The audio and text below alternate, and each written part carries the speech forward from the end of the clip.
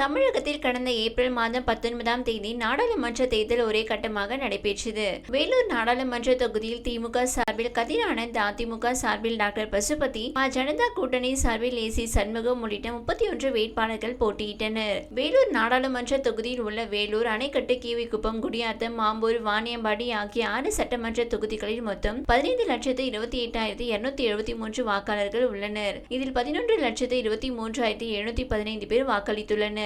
இது 73.53% ஆகும். இந்த தொகுதியில் பயன்படுத்தப்பட்ட மின்னணு வாக்குப்பதிவு எந்திரங்கள் வாக்கு எண்ணும் மையமான வேலூர் தந்தை பெரியார் அரசு பொறியியல் கல்லூரியில் பாதுகாப்பு அறைகளில் வைக்கப்பட்டு 3 அடுக்கு போலீஸ் பாதுகாப்பு போடப்பட்டுள்ளது. மேலும் 24 மணி நேரமும் போலீசார் கண்காணிப்பு பணியில் ஈடுபட்டு வருகின்றனர். இன்று செவ்வாய்க்கிழமை வாக்குகள் எண்ணப்படுகிறது.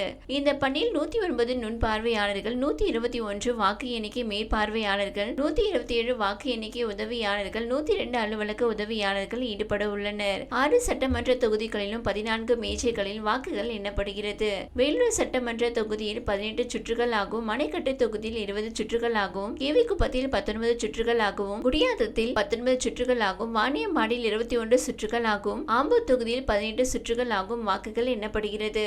இதற்கான அனைத்து ஏற்பாடுகளும் தேர்தல் நடத்தும் அலுவலரும் கலெக்டருமான சுப்புலட்சுமி மேற்கொண்டு வருகிறார். தேர்தல் ஆணையத்தால் ரூபேஷ்குமார், உஜ்வல் போர்வல் ஆகியோர் வாக்கு எண்ணிக்கை பார்வையாளர்களாக நியமிக்கப்பட்டுள்ளனர். காலை 8 மணிக்கு தபால் வாக்குகள் எண்ணும் பணி நடைபெறும். தொடர்ந்து 8:30 மணிக்கு மின்னணு வாக்குப்பதிவு எந்திரங்களில் பதிவான வாக்குகள் எண்ணப்பட உள்ளது. அனைத்து சட்டமன்ற தொகுதிக்கான வாக்கு சாவடிகளிலும் பதிவான வாக்குகள் எண்ணப்பட்ட பின்னரே குலுக்கல் முறையில் தேர்வு செய்யப்பட்ட 5 வாக்கு சாவடிகளில் உள்ள விவிபேட் கருவியில் உள்ள ஸ்லிப் எண்ணும் பணி தொடங்கும். வாக்கு எண்ணும் மையத்துக்கு வேட்பாளர்கள் சார்பில் நியமனம் செய்யப்பட்ட முகவர்கள், வாக்கு எண்ணும் அலுவலர்கள் என அனைவரும் அடையாள அட்டை அணிந்து வர வேண்டும். கலெக்டர் அலுவலகத்தில் நேற்று நடந்த வாக்கு எண்ணும் மேற்பார்வையாளர் உதவியாளருக்கான பயிற்சி வகுப்பில் அடையாள அட்டை பெறாத அலுவலர்களுக்கு அடையாள அட்டை வழங்கப்பட்டது.